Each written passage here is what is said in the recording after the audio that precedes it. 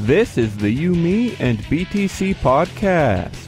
Cryptocurrency decrypted. Welcome to episode 69. This week, we're chatting about privacy. As liberty-oriented people, we know that it's important to keep some things secret, especially from the government. But is it possible that some people take privacy too far? If we commit our lives to hiding from the authorities, does that mean that we've already lost the battle for freedom? Today, John will explain why he thinks it might sometimes be better to skip privacy, take the risks, and stand up for our beliefs. Stay tuned for all that and tons more. Your hosts are Tim Baker, John Stuart, and myself, Daniel Brown. Here we go.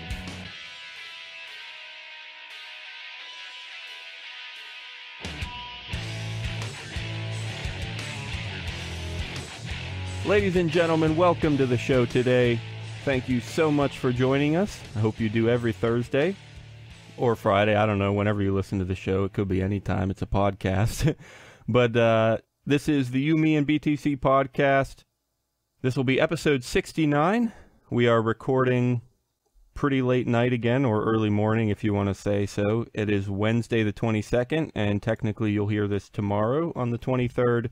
I am Daniel Brown, and I'm here with Tim Baker and John Stuart. So the first thing we want to talk about today, I just want to quickly mention a really awesome article that I posted yesterday. Well, I guess the day before yesterday. It was 420. Did either of you get to celebrate 420? I got to celebrate 420, yeah. Is it okay for me to say that Tim celebrates 420 every day? It's getting to that point, yeah. Anyway, so it was a Monday, and being reminded of my failures on the podcast. Great. Okay, go. I put out my bits and pieces column on Mondays, and so I'm like, hey, it's 420. I'll do a weed article if I can think of anything. And it turned out to go really well. I ended up doing the top 5 Bitcoiners that love weed.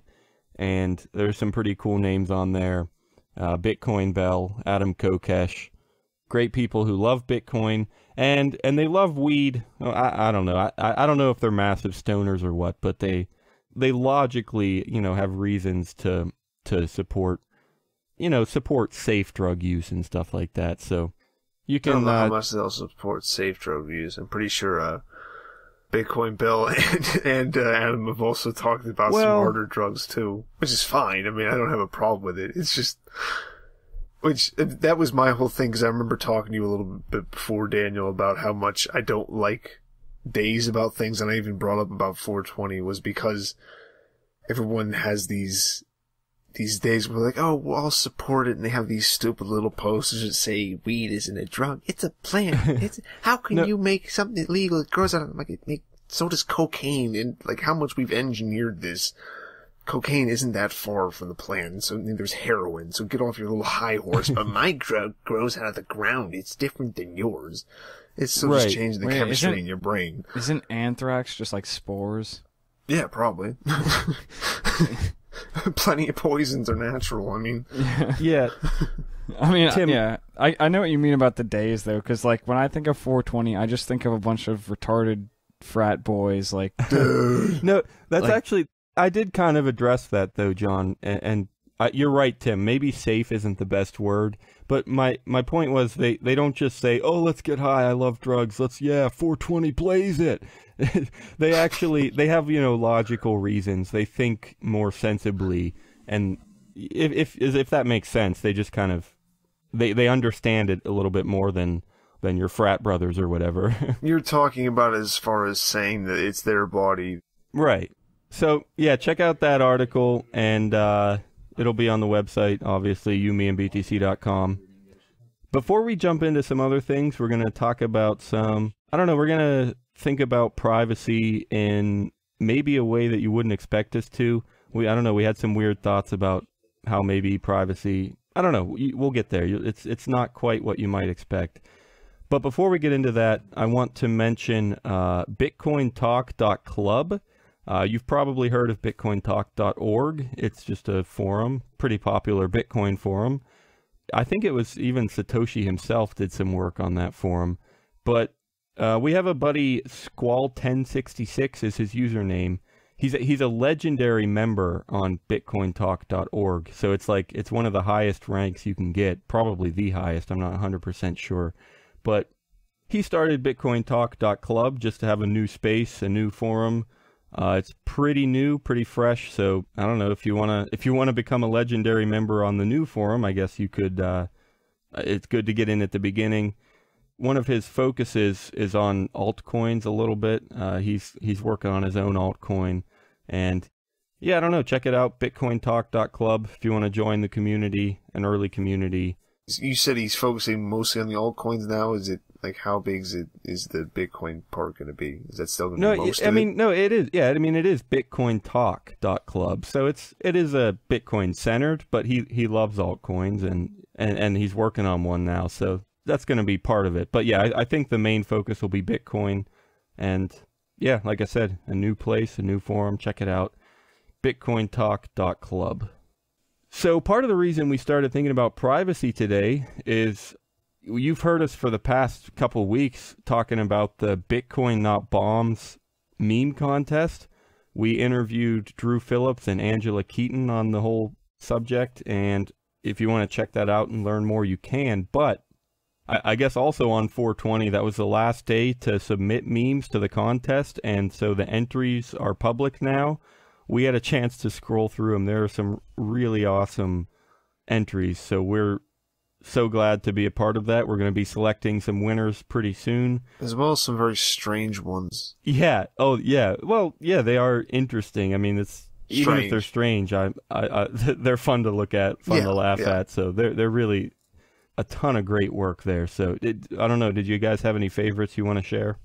I like the Google Glass one. Oh, yeah. Right. That's the thing is that's one of my favorites too, probably top 3 or 4, I don't know. But we're going to be picking slots 4 through 8, and Bitcoin Not Bombs is going to be picking the top 3. So I mean, I guess it doesn't really make a difference. I guess they can pick my favorites. If they're that good, they should probably be in slots 1 through 3, but I don't know. Maybe I hope they don't pick my favorites because I want to pick them. I don't know. Yeah, that was a good one. Any others? There's that one with the Bill Watterson quote. It's pretty good. Oh, yeah. What was the quote again? How come we play war and not peace? Too few role models. Yeah, that was good. And I also like the one with the fruit cart guy where it says, war may destroy cities, but never the human spirit. Guy with a fruit cart in a destroyed town. You're right. Yep. And I like that because of the colors. It's like all gray in the background. It's just completely rubble and nothingness. But then right in the middle is just colorful fruit, and that's kind of cool. Yeah. I don't know if it's my favorite, but the one that made me laugh the most, it was just a kind of a Looney Tunes parody. I don't know if it's the Looney Tunes logo, or I don't know what that would be called, but just the Looney Tunes splash screen, maybe? I don't know, but it had a cartoon of Hillary Clinton winking at you. It didn't even have a caption. It just made me laugh a lot. It was a good cartoon, so. I like the give war a chance ones, especially the ones with the Benito Mussolini quote with the war is to man what maternity is to a woman. Right. Oh, yeah. So we'll be picking I guess 5 of our favorites. And here's the thing. Keep an eye on our Twitter feed, because that's where they're going to be going out, at You, Me, and BTC. We actually, just minutes ago, crossed 1,000 followers. Woo. So that's really cool. Grateful to everybody that follows us. Thanks for doing that. I hope you share everything that you see from us. Maybe not everything. That would get annoying, but yeah, glad to have followers. Keep an eye on the feed. Watch for winners. Retweet them if you're willing. And let's support some peace. So this, like I said, part of the reason we started thinking about privacy tonight is because this whole contest sprouted up because Google was preventing, they pulled ads from antiwar.com because of some war photographs, pretty graphic and stuff. And yeah, we were just talking about Google some and thinking about privacy. And here's one thing kind of a disclaimer that I want to make at the beginning, something I like, I guess, is we heard Angela Keating saying, and we said when we interviewed her, that we're not necessarily anti-Google. I mean, they're a private company, they're huge, so it's hard to keep track of who does what and who's allowed to do what. So, you know, if they don't want to run those ads on those pages with those photographs, that's fine. I mean, that's their choice. It's something they can do. So we don't necessarily want to bash Google through this whole ordeal and the meme contest. So that's something I want to say, because I like Google for a lot of reasons. And that brings us a little bit to, I guess the idea is that a lot of people freak out because they think Google is well, not because they think, I mean, we know Google is tracking a whole bunch of our website traffic, and they know what we look at and stuff like that. And I guess I'm going to turn it over to John here just to share. Yeah, definitely, I mean, we don't like tracking, especially when it gets to the government, and maybe that's the main problem here, is that Google can send stuff to the government, and they probably do. But yeah, let's hear what you have to say, John. Kind of a reason why people shouldn't, I don't know, I guess you get annoyed when people freak out or something? I don't know if it's that I get annoyed. I don't really, okay, just to preface everything I'm going to say, I don't really have this thought out or anything, so I'm probably just going to like... Oh yeah, I've already stumbled enough, so... Oh man, you just gotta say it. It just makes it better, because you either sound smart or you sound like a jackass. Either way, people are going to want to listen to it. Yeah. Well, anyways, yeah, this is kind of a weird thing. I have mixed feelings about this. Obviously, in Bitcoin and in like the freedom movement and stuff, or anybody who cares about freedom, these type of people usually also make a big deal out of privacy. And I understand why, because, I don't know, it's like a form of protection, I guess, and it makes you feel safer and things like that. But I guess personally, I don't really care at all about privacy. Well, I don't know if I should say at all, but I don't really care about privacy to the extent that a lot of people do.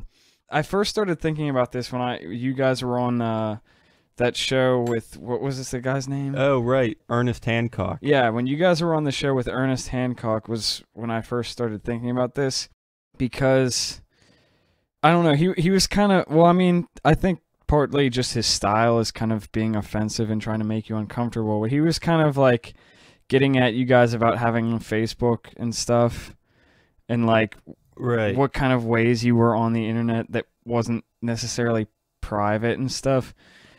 And I guess the thing about me being annoyed, it's not as much I'm annoyed that people want privacy, it's more that I'm annoyed that it's almost like people try to force privacy on you.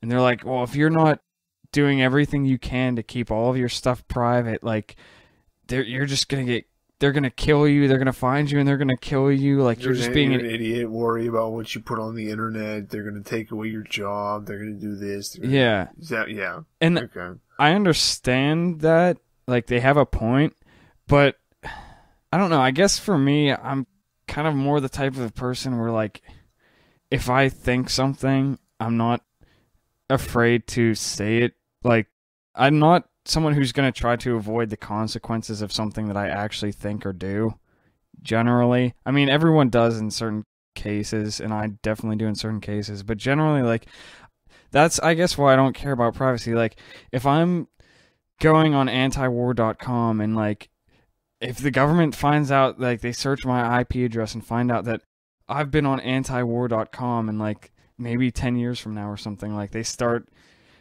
braiding into people's houses who do that, who go on antiwar.com or anything like that. That's just an example. Anything like that. If they start, like, I don't know, if it gets to that point, it's probably too late to where privacy doesn't even matter anymore. Like, protecting myself in a case like that is, like, right, pointless, because everybody else is just going to get destroyed. Like, I don't care about protecting myself if everybody else is getting fucked over. Well, I think they did when at the Bitcoin conference, at the Bitcoin the Beltway. I think when Angela Keating gave her speech, she mentioned how I think some of their donors were being harassed Because you think like why do you have to hide it? It's kind of ridiculous unless you're like a pretty decent, because they completely run off of donor stuff. If you're a pretty decent sized donor, and I forget if it was the IRS, but I think something happened with their taxes where they started getting harassed a lot, where that would be something where it'd be nice at least for the sending the money, because like I get what you're meaning, John. I think it's like you don't really have anything to hide, but also you don't have like anything to lose either. Like not like I have stuff that I'd rather not people not know, but I don't really have anything to lose as far as like I can say anything I want on Twitter. It's not not like I'm not going to get kicked out of any jobs I'm going to hold. I guess I should qualify what I said a little bit more. I definitely support privacy, and I think people should be able to do things privately if they so choose. Yeah, definitely. That's not what annoys me, because like the example you gave, somebody donating money, I think they should be able to do that. And no one has the right to know where they're giving their money except for them. I guess the thing that annoys me is that when people make it the be all end all, or they try to force it on everyone else, like, well, you have to do all your stuff private too. I'm not in the situation where this is happening to me, but like from just sitting in my comfortable chair behind my computer, I would say that if I was in a situation, something like with the people donating to anti-war and getting harassed, I would probably rather get harassed and have people know that I'm supporting it than be private, I guess. I guess that's the thing where I'm coming from. Like you said, I don't really have anything to hide. And if it gets to the point where anything I do needs to be hidden, then I'd rather stand up for it than try to hide it, I guess. I know what you're saying. I think part of the problem is that even if it's not something that you should have to hide, the government can make it something that you should have to hide. Well, that's what I was saying. If it gets to the point where it becomes something that I need to hide, I'd rather stand up for it than start hiding it. Right, and that's a good thing if you can, but this is another thing that we talk about a lot is sometimes if you stand up for it, you're going to end up in a prison cell or dead, and you can't progress freedom in that if you're dead. So it's a trade-off. Some things just aren't worth it. Yeah, it's a trade-off, and you have to judge both sides. But if you're able to, if it's easy to hide it, and if you don't lose anything by hiding it, sometimes, maybe a lot of times, that can be worth it. And the reason that people get so concerned about hiding as much as possible is because of what I said. I mean, the government can just make something illegal and then get you in trouble if they know what you do. And, that's not necessarily happening all over the place right now.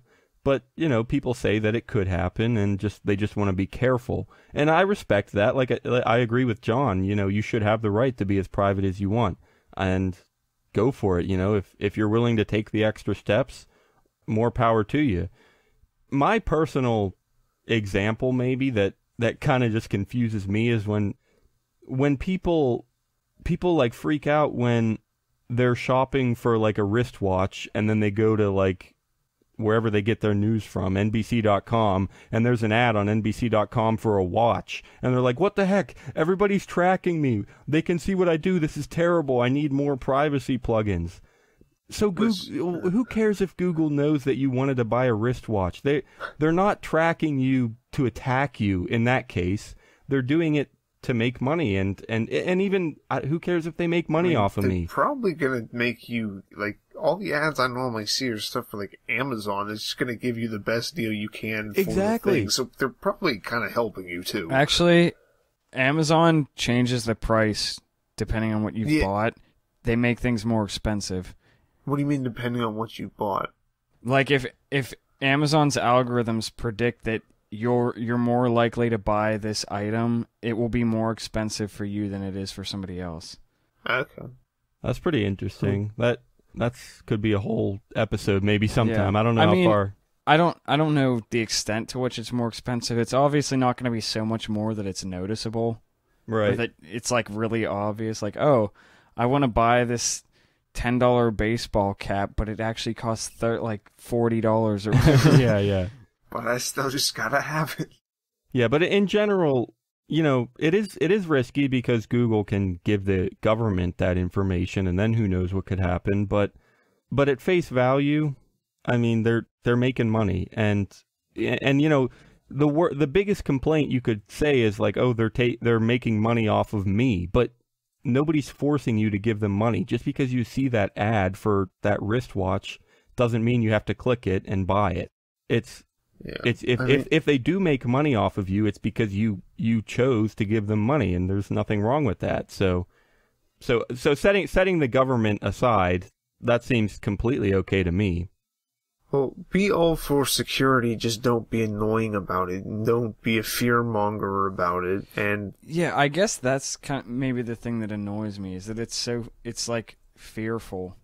Yes, they're just looking at everything, because really, I'm pretty sure the government can make a case against you if they really want to put you in jail. They don't even have to make a case against you, because they can make the laws. They can just hold you. Yeah. They can just say, it's illegal for you to be in that room at that time, so... prison. Yeah, but that's a little bit extreme. But no, all they'd have to do is just drum up some charges. Yeah, I put it in an extreme way, but it happens all the time in maybe a less extreme way. So what's the point of putting it in an extreme way?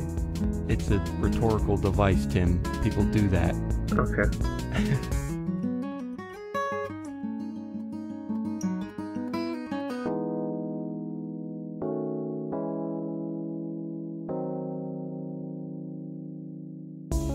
Hey guys, I want to tell you about Wall of Coins, a brand new and very handy service for trading Bitcoin. The platform is designed to enable anyone to get their hands on some Bitcoin. Buyers are quickly connected to an authorized, trusted seller within the Wall of Coins network. Just set a dollar amount for your order, safely pay at a bank near you, and you instantly own more Bitcoin. Buyers don't even have to create an account, so anyone can have access to Bitcoin. Got some extra coin lying around? With Wall of Coins, you can sell it for cash, available immediately in your bank account. Visit wallofcoins.com right now to see just how easy it is.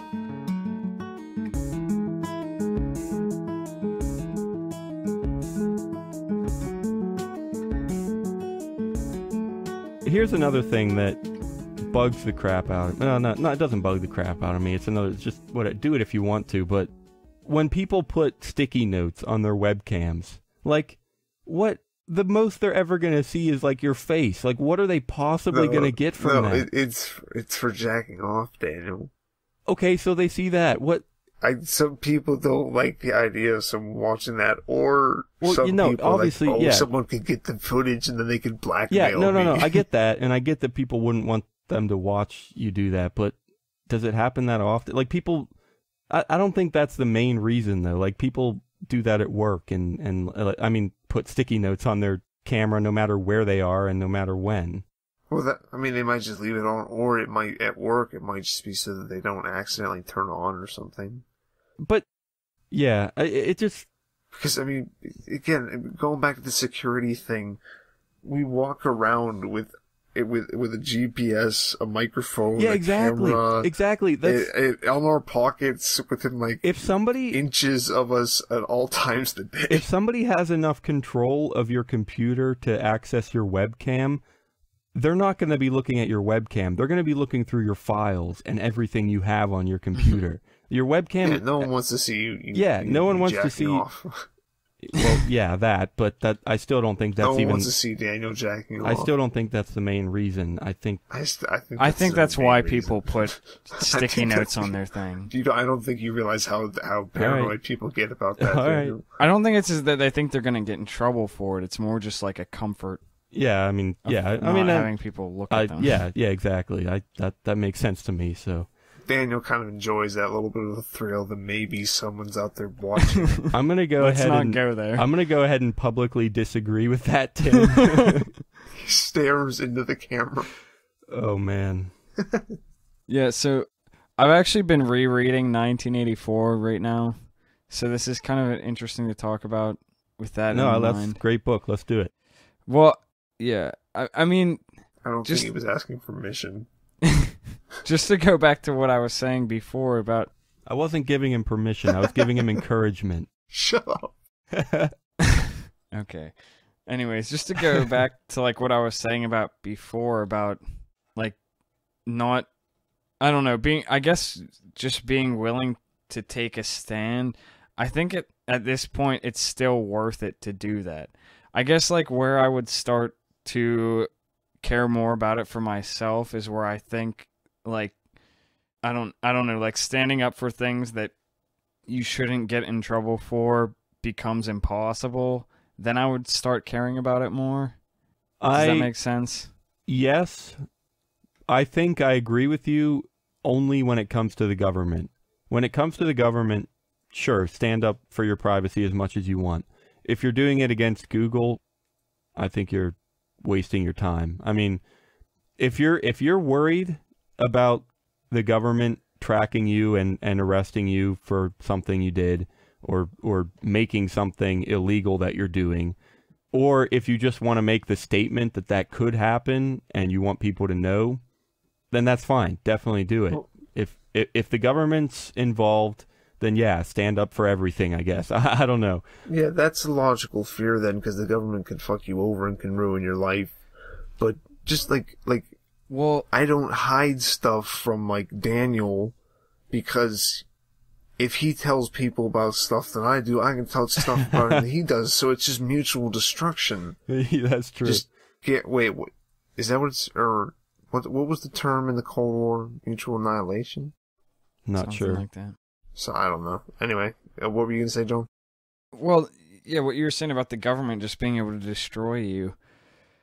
I think, well, last night I was actually talking to one of my computer scientist friends, and he was telling me about all these like bugs and hacks and stuff that the government had been involved with and stuff. And there's one, I guess, that I'd never heard of. He said called Flame, which he said is like the most sophisticated virus that has ever been created. And I think it had something to do with the NSA. But I think at this point, it's still... I think, like, if the battle becomes about trying to keep things private from the government and not trying to just get freedom, you're kind of letting them win already. Like, you know what I mean? Like, if you just try to keep everything that you do private, all that's going to happen is the government is going to keep getting more powerful until, like, they have so much power that you can't keep private from them. Like, they're always going to have more money than you, and they're always going to have more manpower than you. And, like, I don't know. So I guess keeping it private should be, like, I don't know. It's letting them win. It's only useful if they've already won and you're trying to escape. You know what I mean? Well, yeah, but it's kind of... They have already won as far as being in control of things. Well, I'm just like, maybe let's use for an example, I guess, because 420 just happened, like smoking weed or whatever. Or if you're like buying weed online, obviously it's kind of dumb to not do that privately, because then maybe that's not a good example. No, I think it works, but here's the thing. How does that work, though? No, that's not a good example. No, that's definitely something you want to keep private. No, I know, but see, that it is something you want to keep private. I totally agree, but we're not trying to stand up for our right to smoke weed in public or in front of the government. I mean, yeah, that would be nice, but having the right to smoke weed, or not really the right, but the ability to privately smoke weed, that's a huge win. If we can keep our privacy and stay safe, then that's a huge win. And so actually no, I think this weed thing could be a good example, because I just remembered like the smoke down prohibition things that Adam Kokesh did. So like, what is a better decision, to just like buy all your weed on the Silk Road and like smoke it in the woods behind your house, like at 3 o'clock in the morning where no one's going to find you or whatever, and there's no technology around where they could be spying on you, or doing something like that where you go out and do it publicly, but there's a chance that in the future you might not get thrown in a 4x4. I don't know why I said 4x4. That doesn't make sense. You might not get thrown in 2x4 cell. Yeah, that didn't make sense. But if you do it publicly, then maybe in the future there's a chance that you might not get thrown into a cell for doing it. Yeah, I can definitely see how that's even better. Having the right or the ability to do it publicly is better than the ability to do it privately. But I still think that if you have the tools, I don't know, this doesn't fit with weed because you don't need the tools to smoke weed privately. I don't know. It's nice to have a basement that the government can't see. It's nice to have a basement without a security camera in it. People like backyards that have bushes and fences. We'd like to have private areas. Yeah. And my house is my house. Right. Don't look at my house. Right. And it's not as perfect as it would be if we could just do it anywhere, but I still think it's a huge win to have that privacy, and it keeps us safe, and it lets us do some of the things that we want. But yeah, you're right, it's not perfect. It doesn't necessarily keep us safe. Because I think that's part of where that fear comes. There isn't necessarily a danger. The safety, like, I'm all for encryption while you're doing something that is risky. But don't do this encryption stuff. Like, I mean, maybe it's a good habit. It's a good habit to get into, but not everyone does it, so it's kind of annoying. Where you encrypt every single little thing. Like, you encrypt an email where, like, if Daniel and I just constantly encrypted our emails back and forth. No, but that's actually a good example because we do encrypt our texts. Yeah, but that's because it's easy. Exactly. That's exactly what I was going to say. If it's easy use. If it's easy and if you're not losing anything, I mean, it's not like...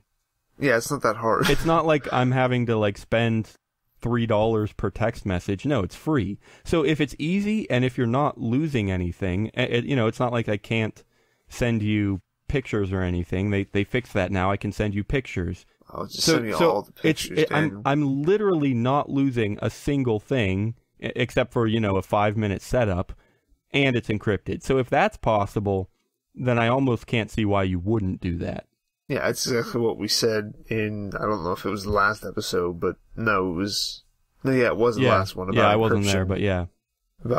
Just as long as it's easy, but because it's not that easy, and like I've heard, I think Andreas Antonopoulos said that if they had just started and kept the internet and run it from the beginning, like something like Tor, where it was decentralized, it would have been like that from the beginning. But you try to do that now, and it's just too. Yeah. I don't know. Like, people use Tor to go on sites that I'm like, why do you need to hide that? If you're really, like, I guess if you're in a really sensitive position, like if you are in a high status where people are like very scrutinizing you, and like if it does come out that you were looking at something questionable online, then you would probably be wise to use something like that. But for the average person, I don't really understand it. Yeah. I like how you brought up about it being easy and stuff. And I think that's a reason why a lot of people don't keep stuff private. I guess this is another part of what sometimes rubs me the wrong way about it. People are going to hate me after this episode because of this. It's hard to say these things without sounding like I'm trying to attack a lot of the things that I actually agree with, because I do think that privacy is really important, and I do think everybody should be able to do things privately. I guess if I go back to about people, not everybody doing it because it's not easy and stuff, what I'm afraid of, I guess, is you were talking about people having fenced in yards and bushes and stuff. Well, like, that's great and everything, and then what happens when everything around you is just burning? Like, eventually it's gonna get to you. Wait, what do you mean? What do you mean by burning? Like, you're in your little fenced-in yard, and you think that, like, you're like, oh, nobody from the outside world can see me and stuff, but then every outside of that, just everything is going to hell. That's more what I'm You're worried about people being so... I mean, because... people are going to become so obsessed with privacy that, like, they're not going to fight for anything, and they're eventually going to lose everything, including their privacy. And that's why I brought up the part about it being easy, because I think unless, like, every single person encrypted everything they did and stuff like that, having privacy doesn't help that much. As long as most people are still doing things in a way that they can get spied on or whatever, it doesn't matter if, like, a small minority of us can do things privately. Like, it's good that the technology exists to do that, but it's not helping anything by us just sitting back here buying weed on the Silk Road. Yeah, it doesn't help any greater cause than getting you drugs or whatever else you're... Yeah. I don't know. But why wouldn't... I mean, getting drugs... Well, why is that not helpful? I mean, it's subversive, but... Here's... If you're doing it... I think, like... It's attacking symptoms and not the problems, I guess. Or it's trying to... It's a lot of times I think that's what it is. It's solving symptoms and not, like, the root problems. If you look at it as something that's subversive, if you don't treat it like some kind of great, grand thing that you're doing by breaking the law and doing this, and Ross Ulbricht was a hero and everything like that, I think then you have a little bit of a problem, because it's like it's not that big of an act. You're not doing anything grand or anything. Well, do you guys understand where I was going with that? Why does it have to be grand, though? If you're able to do what you want to do with less risk of getting in trouble, isn't that a great thing? Yeah, it is. It's good. It's just not... It's not like a blow for freedom, I guess. If you treat it like a blow for freedom... Okay. Yeah, I guess that's my problem. You're just getting something cool, which is great, but it's not like you're fighting against the man and you're like, yeah, I'm showing you. Yeah, I guess to me it just seems that some people glorify it. Okay. Or they...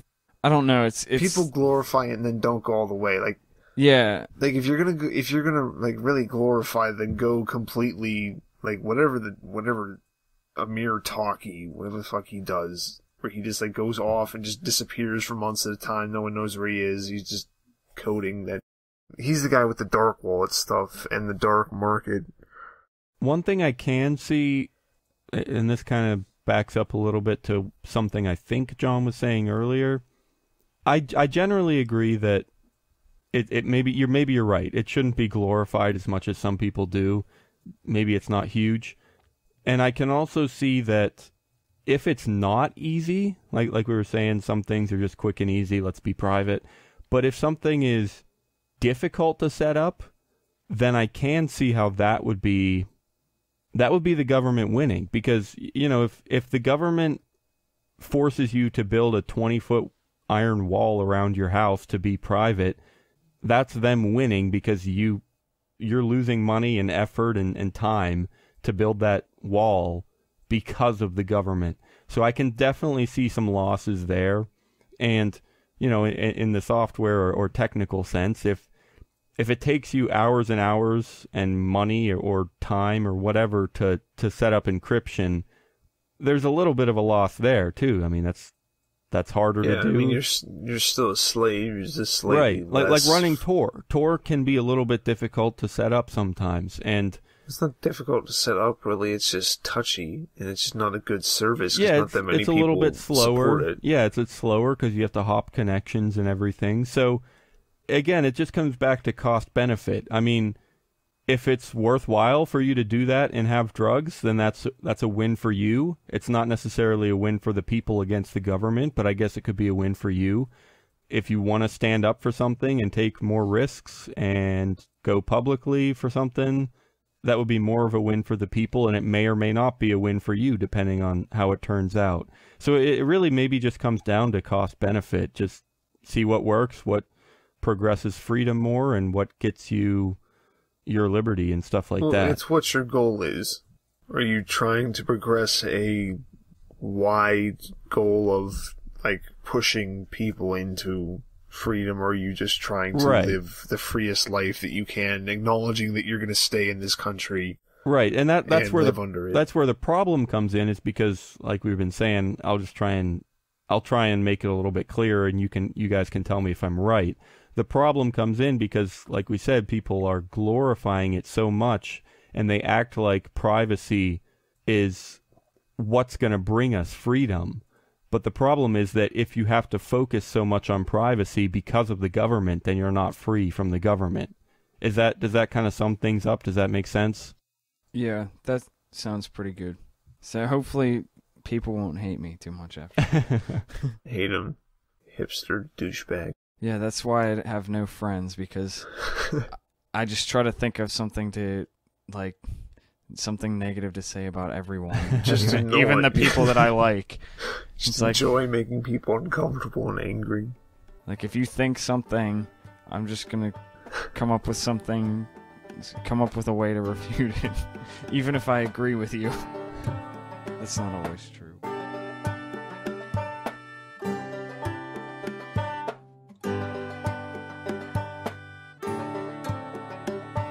Thanks for listening to episode 69. All of the music in today's show was from John Stuart. Remember to check out this week's show notes at youmeandbtc.com and tell us what you think about privacy. We'll see you next Thursday.